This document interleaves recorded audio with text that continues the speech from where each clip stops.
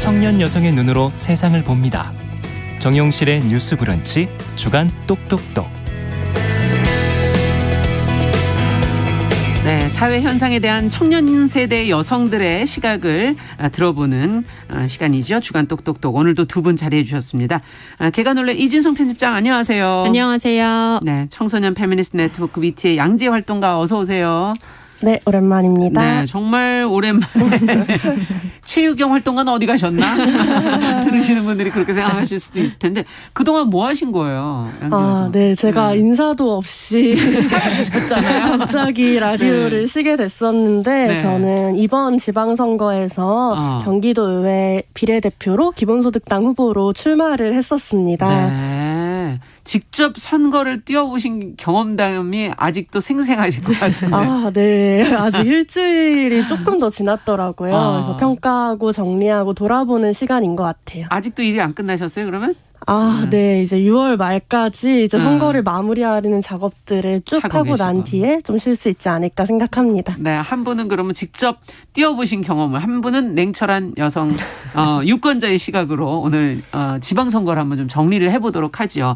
말씀하신 것처럼 이제 양재 활동가가 경기도 의회 비례대표로 출마를 하신 걸로 알고 있는데 정당 활동 앞서도 기본소득당 얘기를 해 주셨어요. 왜 선거에 나가셨는지. 저는 나가신 분들한테 꼭 물어보고 싶은 질문이에요. 그리고 당선되면 도대체 뭘 하시려고 하신 건지. 그쵸. 저도 선거를 나가면서 고민이 좀 많았었는데요. 네. 아무래도 저는 늘 선거에서 효용감을 잘 못 느꼈어요. 청소년 참정권이 보장되지 않다 보니 제 주변 동료들의 삶에 별로 관심이 없었고 정치가 또 지역사회에서 좀 이런 공고물 같은 거 받아보면 대개는 남성 의원들 후보들이 그렇죠. 많은 상황에서 내가 기대할 변화가 있나? 뽑을 사람이 있나? 이런 고민이 되게 컸었던 것 같아요. 네. 근데 좀 기본소득당이라는 정당에서 활동하면서 길이 없다면 직접 길을 만들어 볼 수도 있지. 뽑을 사람 없으면 내가 뽑고 싶은 사람 될 수도 있지 않을까? 그렇죠. 이런 생각을 많이 했었고요. 또 많은 분들의 투표지에 좀 청소년 인권이나 페미니즘 혹은 차별금지 그리고 기본소득이라는 선택지가 있는 것만으로도 충분히 의미가 있겠다라는 소박한 마음을 가지고 출마를 했었습니다. 그렇군요. 경기도 의회 비례대표로 나가셔서 얻은 표가 13,487표, 0.23%. 이 숫자를 받아들면 사람이 생각이 많아지잖아요. 그렇죠. 어떤 생각이 드셨어요? 이 표수를 보시고는. 네, 아무래도 저한테는 생애 첫 출마였고 13,487명이라는 이 숫자가 잘 헤아려지지 않는 그런 느낌이었어요. 그래서 이 사람들의 구체적인 얼굴을 가늠해보는 시간이 좀 있었던 것 같아요. 이를테면 선거운동 과정에서 좀 생애 첫 투표를 저한테 할 수 있어서 좋았다고 말씀해 주셨던 청소년 분들이나 아니면 스쿨미투 기자회견에 갔던 날이 있었는데 그 기자회견에 참석한 저를 보면서 마지막에 오셔서 기본소득당에 꼭 투표하겠다라고 말씀해 주신 익명의 시민분이 계셨거든요. 그래서 내가 누구에게 지지받고 있느냐라는 것을 생각했을 때 어떤 사람한테 나한테 주는 한 표가 되게 의미 있는 한 표였겠다. 당선이 되지 않더라도 저에게 투표해 주신 이유가 있었겠다라는 생각이 들었고요. 또 저는 비례대표다 보니 기본소득당을 투표해 주신 분들의 숫자이기도 한데 저희 대표가 그렇죠. 그래서 기본소득당이라는 청년정당, 기본소득정당에 대해서 시민분들이 얼마나 지지하고 계신지를 좀 확인하는 계기이기도 했던 것 같습니다. 그렇군요. 국민 중에 그렇게 정치인의 활동을 하나하나 보면서 투표를 하시는 분이 있다는 게 또 희망이기도 하고 그렇게 맞아요. 하셔야 되는 거가 아닌가 하는 생각도 들면서 지금 뽑을 사람이 없을 때는 나가야겠다 이런 생각하셨다고 했는데 이번 지방선거 투표율이 낮았잖아요. 그 의미가 혹시 뽑을 사람이 없어서 그런 거였을까? 어떻게 보세요? 30대 여성 유권자로서. 네. 일단은 이번 지방선거에서 유권자들의 관심이나 열기 자체가 좀 덜 했는데요. 네. 아무래도 지방선거라는 것 자체가 총선보다는 관심이 덜한 게 전체적인 현상이기는 해요. 아무래도 규모나 홍보 차원에서도 이제 차이가 많이 나고 그렇죠. 뽑아야 하는 항목이나 후보는 많은데 이들 각각 후보에 대한 정책이나 방향성을 체크하거나 숙지하기가 사실은 쉽지 않은 상황이긴 했거든요. 또한 이제 양당 구도가 격화되었던 대선 직후에 지방선거가 맞아요. 치러지다 보니까 대선 내내 이제 진행되었던 정권 교체 대 정권 지키기 구도가 지방선거에도 그대로 적용이 되어서 소수 정당이나 원외 정당이 지방선거에 좀 뛰어들거나 그런 게 위축이 되고 유권자들 또한 투표를 이렇게 우리 생활에 밀착한 행위라기보다는 기존의 뭐 정권 수호냐 탈환이냐 너무 큰 명분으로 네, 이런 구도를 좀 단순하게 인식하게 되면서 좀 피로감을 많이 느낀 것 같아요. 한편 이제 여성 유권자로서의 의견을 좀 보태자면 네. 총선과 같이 좀 전국적 의제를 다루는 선거가 아니라 지역 의제를 다루는 지방선거다 보니까 예. 상대적으로 좀 가부장성이 두드러지는 경향이 있지 않았나라는 생각을 하게 되는데요. 지역에서 이제 선거를 준비하는 후보들 대부분의 이런 공보물이나 유세시에 페미니즘이나 성평등이라는 단어가 언급되기가 좀 어려웠고요. 자신을 엄마로 브랜딩을 하거나 여성 의제를 돌봄이나 양육, 출산에 집중하는 경향도 여성 후보들 사이에서 지역에서 좀 많이 두드러졌다는 의견이 그렇군요. 있습니다. 아무래도 성평등 의제가 상대적으로 페미니즘 담론이 확산된 수도권 중심으로 이야기되는 게 아닐까 하는 우려가 있었어요. 그런가 하면은 또 중장년층 남성 후보들이 좀 높은 비율로 성폭력 관련 문제에 얽혀 있거나 젠더 문제와 관련해서 뭐 또는 유흥업소 출입 같은 논란이 있었던 것도 네. 어떻게 보면 지방선거 참여에 대한 의욕을 꺾었던 요인 중 하나라고 볼 수 있겠습니다. 네, 이런 이진송 편집장, 진송님의 분석을 어떻게 보십니까? 지금 네. 그 안에서 이렇게 유권자 입장을 들으실 때 어떤 생각이 드세요? 저도 전반적으로 동의하는데요. 예. 이번 선거가 사실 대선의 연장선상에 있었고 보수 정권의 재집권으로 인해서 무력감이나 막막감을 느꼈을 시민들이 있을 거라고 생각해요. 특히 여성들에겐 말씀해 주신 이런 권력형 성폭력 사건들이나 혹은 윤석열 정부의 성차별적인 인사채용이 많은 실망감, 정치적 무력감으로 다가왔던 시기였고요. 네. 근데 사실 민주당이나 진보 정당이 제대로 된 해결책을 내놓지 못했다고 생각해요.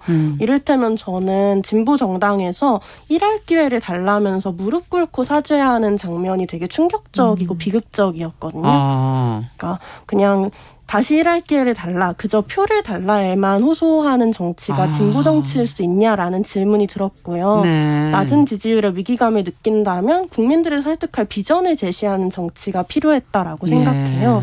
비슷하게 20대 여성으로서 박지원 전 위원장의 행보에 대해서 많이 공감하고 동의하는 지점들도 있었지만 국가의 현실이나 시민의 삶에 대해 논의해야 되는 선거에서 사과나 당내 혁신이 중요한 의제로 다뤄지는 것에 대해서 좀 동의하기 어려운 부분도 많았습니다. 네, 과연 그렇게 표를 달라고만 할 것이냐, 뭔가 비전을 제대로 제시를 해야 되는 거 아니냐, 맞아요. 그 말씀을 해주셨고요. 어떠세요? 양재활동가 이제 소수당의 20대 여성 후보로서 특히 비례로 등록부터 선거 과정, 모든 과정 같이 이제 쭉 보셨을 텐데 어려움은 없으셨어요? 아무래도 저는 비례 후보이다 보니까 선거운동을 할 수 있는 권한 자체가 많지는 않았어요. 그래도 저희 당에서는 후보 80% 이상을 여성으로 공천했고 특히나 비례 후보는 대부분 여성이었고요. 또 모든 후보가 성평등과 페미니즘을 주요한 공약으로 내걸고 활동을 했었고, 그래서 저도 뭐 강남역 여성혐오 살인사건 6주기 때 강남역 세대 페미니스트가 직접 성평등 정치교체 만들겠다라는 선언을 만들어 본다거나 하면서 좀 저와 비슷한 여성 청년들에게 무력감이 아니라 자긍심이 되는 선거를 만들어 보고자 제 나름의 노력을 했던 것 같아요. 다만 저도 다양한 유세 현장에서 어린 여성이라는 이유로 느꼈던 모멸감이나 어려움도 컸는데요. 이를테면 다른 정당의 선본 담당자와 현장 소통을 할 때 그 해당 담당자가 저한테 후보 직접 데리고 와라, 내가 누군지 알고 이렇게 말하느냐라는 식으로 얘기한다거나, 제가 후보라고 얘기를 하셔야죠.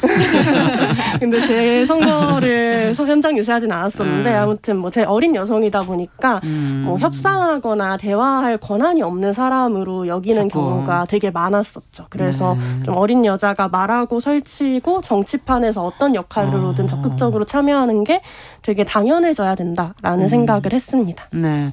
어떻게 유권자로서는 좀 만나보셨어요? 젊은 여성 후보들? 아니면 뭐 여성 후보들 뭐 유세하는 거 이런 거? 사실 솔직히 말하면 저는 거의 본 적이 없는데요. 현장에서는? 네. 아무래도 젊은 여성 후보라 하면 사실상 지금 같은 정치 환경에서는 이런 군소정당에서만 나올 수 있다고 생각을 하거든요. 그런데 현재로서는 거대 양당 체제가 너무 공고하고요.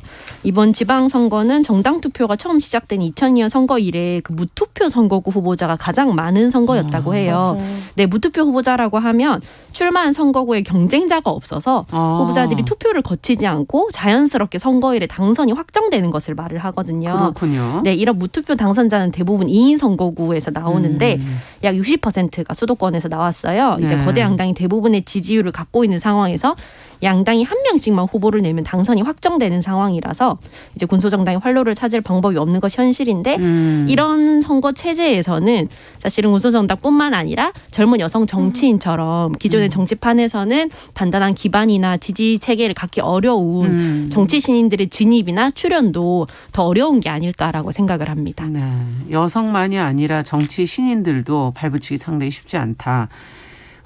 그래도 이번에 지방선거에 출마한 20대, 10대 후보들은 과거에 비해서 많았다. 이런 지금 이제 통계들이 나오고 있는데 선거 과정 자체에서는 그랬나? 그걸 잘 모르겠네. 크게 주목받지는 못했던 것 같아요. 이유는 뭐라고 생각하시는지 언론사가 뭐 어떻게 보면 후보들을 주목하지 못해서 그런 건지 아니면은 나이 어린 뭐 정치인에 대한 시선이 어떤 다른 부분이 있는 건지. 저는 주목받는 선거에 청년을 공천하지 않았기 때문이라고 생각해요. 많은 정당이 청년을 공천했다고 자랑하지만 대개는 기초의회에 공천하는 수준에 머무르거든요. 네. 시의원 같은 수준에 머무르는 거죠. 근데 기초의회도 중요하지만 이 빅선거라고 불리는 시장, 도지사 선거, 광역단체장 선거에 청년 후보를 배출하는 정당이 거의 없었다고 보거든요. 네. 그런 의미에서 아무튼 기본소득당에서는 유일하게 광역단체장 후보를 모두 청년으로 배출한 정당인데 이런 점들을 좀 주목할 만하다고 생각하고 한편으로는 기초의회를 비롯한 소규모 지역 정치의 기반 자체가 너무도 미약하다라고 생각해요. 제가 지방선거를 준비해보면서 느낀 건 기초의회 선거가 주민들이 주목할 만한 선거가 되려면 각 지자체에 더 많은 예산과 권한이 주어지고 지자체 재정 자립도가 강화되고 뭐 이런 것들이 필요하다고 느꼈었거든요. 네. 네, 그런 면에서 정치 자체가 좀 더 자치분권이 강화될 필요가 있다는 점에도 동감합니다. 네, 어쨌든 주목받는 곳에는 뭐 배치하지 않았다라는 지금 분석이신데 어떻게 네. 보세요? 저도 같은 맥락에서 생각을 좀 해봤는데요. 이번 선거가 좀 유난히 정치 신인들에게 가혹했다라는 시사인의 분석 기사가 있었습니다. 이게 왜 그러냐 하면 대통령 선거와 겹친 일정 때문인데요. 맞아요. 이제 예비 후보로 등록을 해야 선거 사무소를 세우고 명함을 나눠주고 이제 문자 메시지를 전송하는 등의 선거 운동을 하고 그런 과정을 거쳐서 유권자들의 관심을 바탕으로 또 언론에 노출이 되고 이런 과정을 거치는데 이번 지방선거가 대통령 선거랑 겹치면서 예비 후보들에게 주어진 선거운동 기간이 굉장히 짧았어요. 그러다 보니까 지방선거에 처음 출마한 이 소위 정치 신인들에게는 시간이 굉장히 충분하지 않아서 본인들을 알리는 기회조차도 적절하게 얻지 못한 거죠. 그래서 예를 들면은 또 더불어민주당이나 국민의힘 같은 경우에는 대선 레이스에서 치열한 접전이 계속되니까 대선 기간에 지방선거에 출마하는 예비 후보들의 후보자 등록이나 선거운동을 제한하기도 했어요. 네, 그러다 보니까 이제 공천 룰을 결정하고 공천 일정을 확정하는 당 차원의 지방선거 준비도 예년보다 늦게 시작이 돼서 사실은 이 젊은 정치인 육성을 목표로 하는 비영리단체 뉴웨이즈의 대표 말씀에 따르면은 2021년에 공천 룰이 끝났어야 되는데 그게 올해 3월까지 이제 이어지면서 사실은 현실적으로 굉장히 일정이 촉박할 수밖에 없었고, 네. 이런 상황에서는 정치 신인들이 이름 한 글자를 알리는 것조차도 사실 어려운 상황이었다라는 분석이 있었습니다. 네, 그렇군요. 그러니까 어떤 이 시간의 배려라든가 여러 가지가 동시에 이루어져야 된다는 얘기인 것 같고 어쨌든 그래도 결과를 지금 내놓는 건 20대 당선인 숫자가 직전 지방선거에 비해서 2배 이상 늘었다는 게 지금 분석으로 나오고 있고 특히 경기도 지역이 많았다. 젊은 정치인들이 많았다. 그렇게 분석이 나오고 특히 지역구가 조금 비례대표보다도 또 많았다. 이건 또 무슨 의미인지 이것도 좀 들여다볼 필요가 있을 것 같아요. 양지혜 활동가께서 좀 이 안에 내용을 좀 들어가서 정말 뛰어본 입장에서 이 정치에 대한 어떤 유권자들의 그 인식 이런 게 바뀌었다고 느끼시는 건지. 저는 이번에 20대 당선인 숫자가 많았던 게 청소년 참정권 운동의 결실이라고 생각하는데요. 네. 이번에 피선거권 연령이 만 18세로 하향되면서 더 많은 20대 청년들 그리고 10대 청소년분들이 출마할 수 있게 됐잖아요. 네. 사실 저도 이번 피선거권 연령 하향으로 인해 출마할 수 있는 나이 자격을 얻을 수 있었거든요.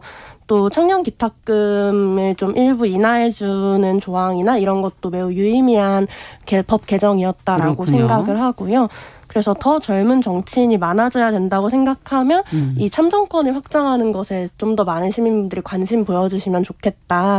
특히 이번 지방선거에서 기호 0번 청소년이라는 프로젝트가 있었는데 이 출마할 나이 자격이 없는 청소년들이 기호 0번이라는 이름을 달고 자신이 원하는 정치에 대해 말하는 기자회견이었거든요. 중요하네요. 네, 이런 사람들이 기호 0번이 아니라 정말 제대로 된 기호 받는. 달고 선거운동할 수 있도록 더 제도가 많이 바뀌어야 된다 생각하고 다만 저는 전반적으로 이번 선거가 좀 인물이나 후보 자체보다는 당적에 훨씬 더 관심이 기울어진 선거라 청년 정치인에 주목한 선출 결과냐 아니면은 이런 거대 정당의 후보로서 당선이 된 것이냐는 좀 다르다고 생각해요. 실제로 소수 정당의 청년들은 청년 정치인이란 이유로 주목받거나 당선되거나 하는 경우는 되게 적었거든요. 네, 그래서 선거 이후에 각 정당에서의 세대 교체와 혁신이라는 것 반드시 논의되어야 한다라고 말씀드리고 싶습니다. 유권자로서는 어떠세요? 이런 결과는 젊은이들이 늘어났다. 네, 아무래도 젊은 정치인들이 출마 전에 인터뷰에서 강조한 것이 이제 많이 요약을 하자면 내 삶을 바꾸는 지역 정치라는 표현이었고 이런 것들이 이제 유권자들로 하여금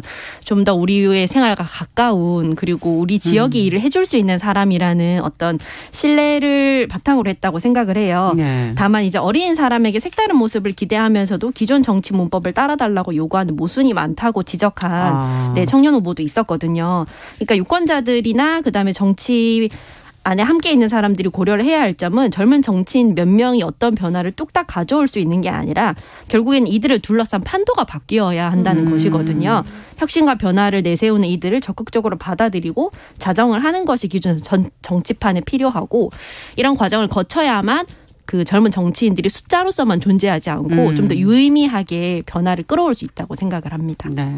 지역구에서 더 많고 비례대표가 적다는 거는 어떻게 보면 당에서 이런 부분에 대한 배려는 적었던 게 아닌가 하는 그런 분석 결과를 봤을 때 그런 생각도 들기도 하고 근데 앞서 내 삶을 바꾸는 정치 이런 얘기 해 주셔서 이 지역에서의 생활 정치가 참 중요하다는 거를 생활을 하면서는 정말 많이 느끼게 되는데 네.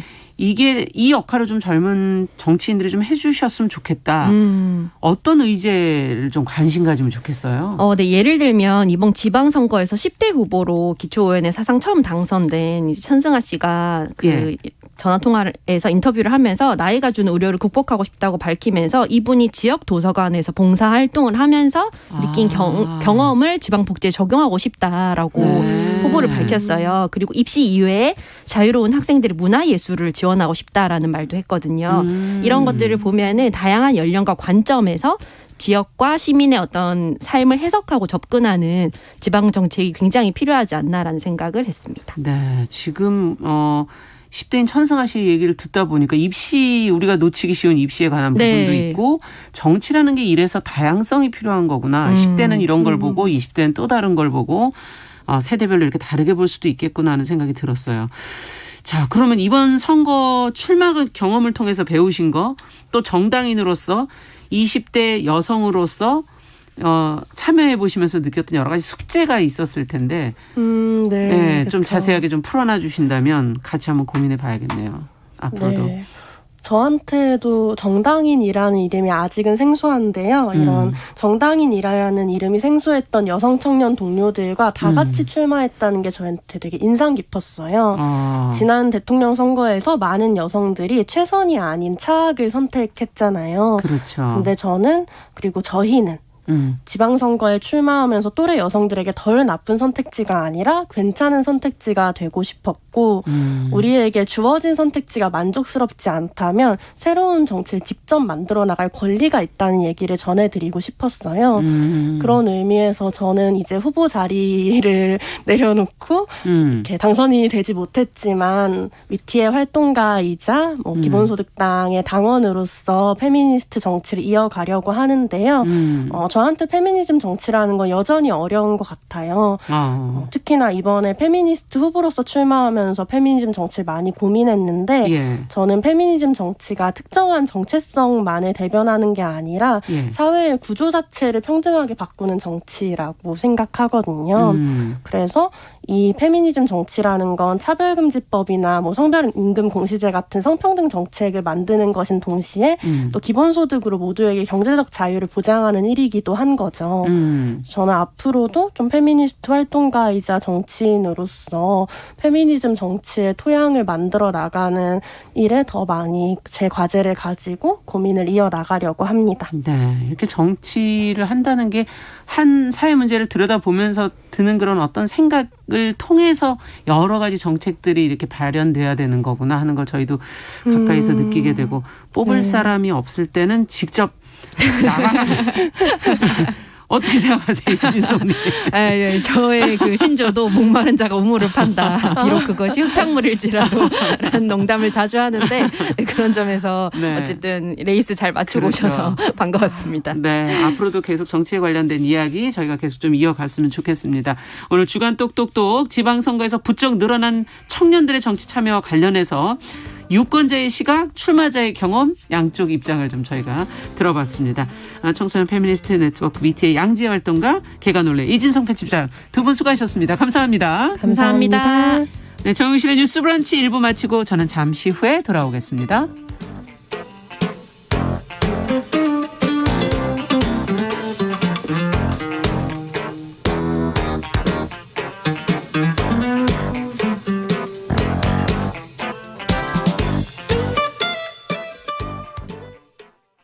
지금 시각은 11시 30분입니다. KBS